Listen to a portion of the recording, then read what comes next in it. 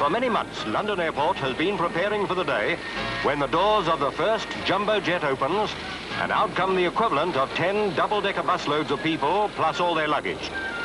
London Airport is geared for the flying revolution, which will enable more people than ever before to take to the air and visit those faraway places.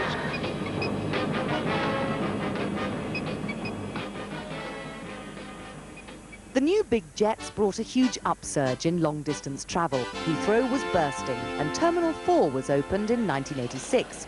The Spartan design of the check-in area was deliberate to discourage long farewells.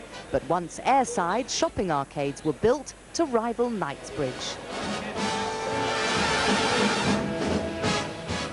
54 million passengers a year now pass through Heathrow on their way to 220 destinations around the world. 26,000 cups of tea and coffee are served daily, 6,500 sandwiches are eaten. Pack up, let's fly away! All beyond the wildest dreams of Heathrow's aviation pioneers. And did you know we buy a staggering 1 million gallons of wines and spirits from those duty-free shops every single year? Now, obviously, Heathrow is nothing without passengers, and it can certainly boast a lot of those. A few days ago, I took a little trip round Terminal 3, and I bumped into quite a few people who remembered Heathrow as it once was. Well, of course, in 1949, Heathrow was quite a small airport, and there were propeller-driven airplanes. I think we only had one terminal then, and it was easy. Then it got very complicated. Lots of terminals, very hard to get from one terminal to the other.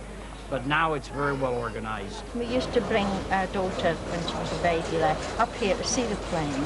Then we went down to Plymouth. But each time we've come up to, you know, we've seen such a difference. Now it's, well, it's amazing, really. You know. It's like comparing that as a postage stamp on a present-day full-size newspaper opened out. Why do you love flying so much? It gives you another, you know, you think of another world entirely. That you are in another world entirely, that God is so great. How did he make this kind of a thing happen? You know what I'm saying? Like the plane and everything, it's beautiful. I love it. I love flying. I guess you'd have to say that it was an awfully nice little airport then, and now it's an awfully nice, very big airport.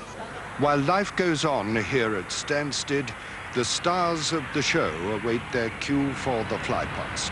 Here, for example, the de Havilland Rapide, which first flew in 1934. An extremely elegant little fabric-covered biplane and a charming reminder of the days when air travel was a luxury for the well-to-do individual. Compare that with the rugged structure pioneered by the Americans. Yet this, the Douglas DC-3 Dakota, first flew only 1 year later in 1935 and is still earning its commercial living. This one was built in 1943 and is owned and operated by Captain Andrew Dixon and his wife Geraldine. He flies it, she takes care of the nosh. The DC-3's successor, the DC4, which entered commercial service in the United States in the mid-1940s. This one, operated by South African Airlines, is on a world tour from Cape Town, and it too is still earning its keep. We started off on the 22nd of April with a flying safari through Africa, taking in destinations such as Victoria Falls, Lake Kariba, Kilimanjaro and Luxor in Egypt, on the way to Düsseldorf, where we dropped our first group of passengers off. From there, we left with the second group of passengers on a 2-week air cruise through Scandinavia, all the way up to Noordkap, which is the northernmost point of the European continent at 71.5 degrees north. And yesterday, we dropped our passengers off in Helsinki, especially to be able to participate in the Flypast at Heathrow today. And here, last amongst the world's first, the de Havilland Comet 4C jet airliner Canopus. And because it was the world's first jet airliner, the Comet automatically produced the world's first licensed jet airliner captain, John Cat's Eyes Cunningham, so called because he was a brilliant night fighter pilot during the war. And later, as chief test pilot at de Havilland's, he flew the maiden flight of the Comet, and then with Hawker Siddeley, the Trident, as well as many other major achievements. Canopus is now operated by the Royal Air Force Experimental Establishment at Boscombe Down. It's delightful. Obviously, it's one of the oldest airplanes we've got. It's frankly a little bit of a handful compared to the modern airliners, but absolute delight to fly, and it's a pleasure and a privilege to be able to fly an airplane of this vintage, frankly. It is the last Comet, it's the last Comet in the world, in fact, to be flying. It never was an airliner, but it's obviously a Comet Mark 4C airliner derivative. We use it as a lab airplane, so it's wall-to-wall crates, iron crates and wires and pieces of electrical equipment. In fact, we just returned from the North Pole, where we've been checking out some kit in the North Pole, namely global positioning systems and inertial navigation systems. It still fulfills the role, and it has only got 8,000 hours, which is very few hours compared to an airliner. So in reality, it's still a young airplane in airframe hours, bought and paid for, and everybody loves it.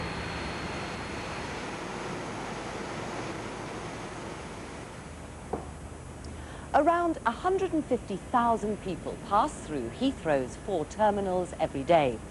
Checking in is all done by computer nowadays, but 50 years ago, it would have been a very different story. Then only the rich could afford to fly, but even so, conditions were very primitive. A tent like this would have been Heathrow's one and only terminal building. Everything would have happened under canvas: passports, customs, check-in, departure.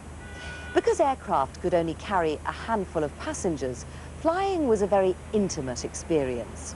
Now, waiting outside would have been a converted Lancaster bomber. On board, air hostesses like Julie Knight, whose job was to make life as pleasant and as comfortable as possible for the passengers. Not an easy task, given the conditions inside. They were very small, because they only carried 12 passengers. And all passengers had to have oxygen masks because the aircraft weren't pressurized, and you couldn't fly over 10,000 feet without having oxygen because you'd pass out. All completely different from the luxury of flying today. Everything's in front of you, as you can see now, and just by pressing this button, your screen just pops out and tush round. It has 50 different channels of films, and you've got the news from London every day. So you're always kept up to date, even from news to films. We didn't have the videos and those sort of things, of course. We used to give them the magazine Penguin to read, and apart from that, we had to make the journey, which was a long journey, as fun as we could ourselves, and make them all feel they were one big family. But not all passengers were willing to play happy families. One Noel Coward proved a little difficult. Having come on a pressurised aeroplane as far as Nassau, he was rather peeved to find that he was now in a little aeroplane with no pressurisation, everything rather primitive. And he used to complain quite a bit, actually. The first passenger jet, the Comet, was designed to make life a little more comfortable, but the hostesses still had their problems. In those days on the Comet, we didn't have trolleys at all. All drinks, meals, anything that the passenger required was all served from a tray. And the same with the drinks. All the drinks were served, we didn't have soda, little tins of soda water in those days. We all carried a soda siphon on our little fingers. We had to wash up and wash up and wash up mountains of crockery before we landed. There were some places where you could offload the crockery for washing, but there were some places where we were told, don't do this on pain of death, because it's very expensive at this particular airport. At the back of the Comet, it was so noisy, and we invented our own sort of sign language. We still use the T for a cup of tea and the little C. That's right. And the O for the orange juice. That's right. Well, it all started, I'm sure, on Comets from the back of the aircraft. Did you have milk? No, we didn't do that. And water? No, we didn't do that one either. There were quite a lot of